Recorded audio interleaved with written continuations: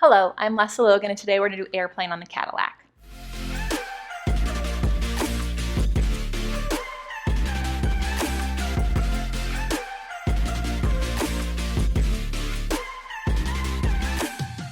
So airplane on the Cadillac is really fun, actually. I like to do it after I've done the leg spring series because you really get connected and it kind of just flows into the next thing. It also really helps you learn long spine massage on the reformer, and it's really fun. If you have access to an airplane board, when you're first learning airplane, this is really great. Now, depending on your weight and your strength, you might use the arm springs for your leg springs. So I used to do airplane with these, and in some ways it's harder, and in a lot of ways it's a little easier because these springs get kind of heavy. For me, especially with the airplane board, sometimes it's hard for me to keep my center. So I'm going to show you airplane first with just the leg springs, and I'll show you with the board. Okay, so you definitely want to be able to have pretty straight arms when you're doing airplane, so you can have a reach in two directions, and you'll let your heart kind of sink, let your arms connect to your back, and then you do like a reverse short spine, and you pull your knees into your chest, then the legs go straight up, you reach out, and you're going to catch yourself with the springs, and then you're going to see how long you can get. And as you go down, you're trying to get your feet and your butt to touch at the same time as your spine gets really long.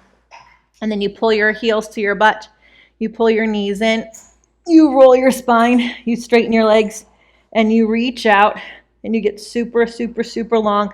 The waist is really long, the heart is long, right? And you go all the way down. So there is articulation happening at the spine, but I'm not making it obvious, right? Because I'm trying to land and make it look like I'm in one piece. And then you would reverse. You straighten out, and in one piece, you have to lift up. And then you kind of have to pull yourself a little bit. The springs won't get you all the way up.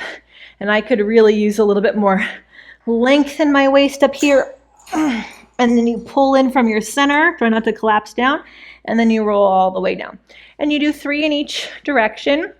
And then you can do a really fun little combo where you go up, you go out, you reach, and then you come back up, and you reach back down.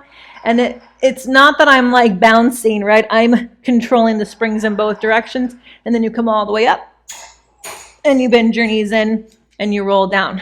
You can also do something like you go out, and then you draw little circles all the way down, and then reverse the circles and come all the way up. You can bicycle your way down. You can walk your way down. If you are really a glutton for challenging yourself, you can do the whole thing without any springs at all.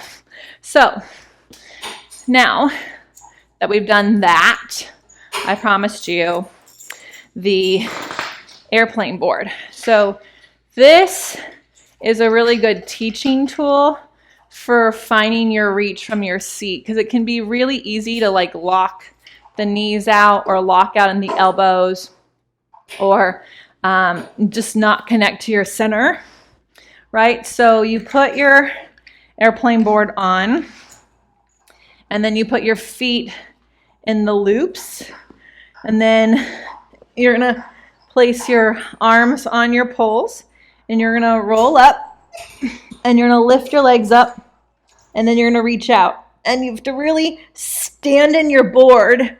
And what you can also see is if you are steering one side more than another.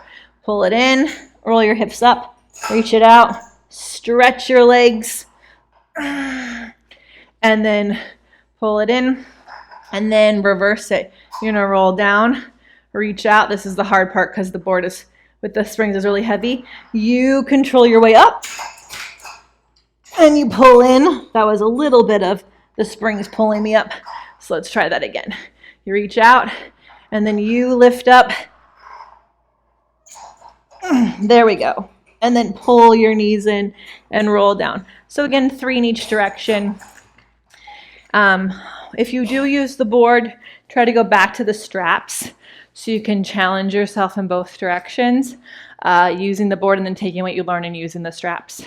But again, it's really to help you connect to your center and also see if you have one side that's working more than another side. Give that a good challenge. Also see how it affects your reformer practice. And if you have any questions or comments about that exercise, you can place them below.